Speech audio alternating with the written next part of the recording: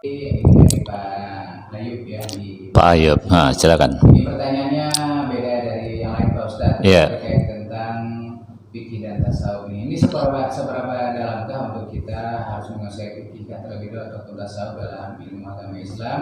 Karena apabila kita tasawuf dan fikih tentunya agak sedikit berbeda, namun juga tetap saja boleh ya, seperti sholat mungkin saat sholat kita menggunakan baju lengan pendek boleh, tapi kalau untuk tasawuf lengan panjang. Ini bagaimana Pak Ustadz lebih mendalamnya? Terima kasih.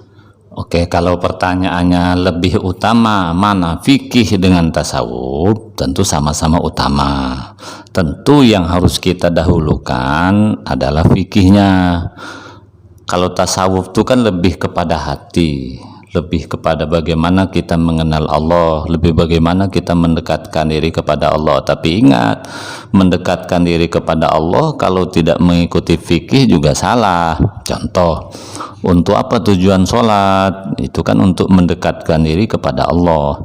Lalu apakah kalau sudah, nah untuk sholat itu kan fikih namanya. Tapi kalau misalnya kalau kita sudah dekat dengan Allah, setiap hari kita berzikir Allah, Allah, Allah, Allah tanpa sholat boleh? Ya nggak boleh tetap. Karena banyak sekali orang ini yang mengikuti sufi, mungkin keliru ya, siang malam berzikir, siang malam ikut tahanus, siang malam dibaca Quran, terus puasa, terus tetapi sholatnya tidak dilaksanakan.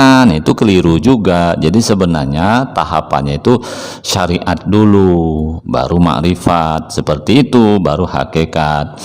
Jadi sebenarnya pertanyaan Bapak ini menurut saya sungguh pun penting kedua-duanya ya, tetapi fikih itu jauh lebih penting. Tujuannya supaya kita tidak menyalahkan orang. Contoh, betul kata Bapak tadi dicontohkan, kalau menurut fikih aurat itu kan kalau laki-laki yang penting pusar sampai ke lutut tertutup.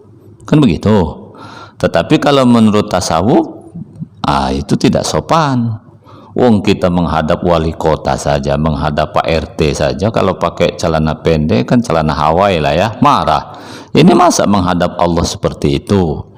Nah kalau dalam ilmu fikih itu kan menggampangkan, betul. Tapi dalam kondisi tertentu menurut saya ya tidak apa-apa ikuti fikih. Contoh, kalau kita misalnya sedang bertani ke kebun kan, di rumah jauh, sejadah tidak ada. Misalnya kan baju lengkap tidak ada, ya cari aja misalnya pakai celana pendek, yang penting ke bawah lutut, ada anduk ikatkan di perut, yang penting pusar tertutup, sholat di sawah, tidak harus pakai sejadah, tidak harus di masjid, kan sah juga menurut fikih. Jadi menurut saya antara fikih dengan tasawuf itu tidak bisa diadu-adu. Lihat dulu situasinya.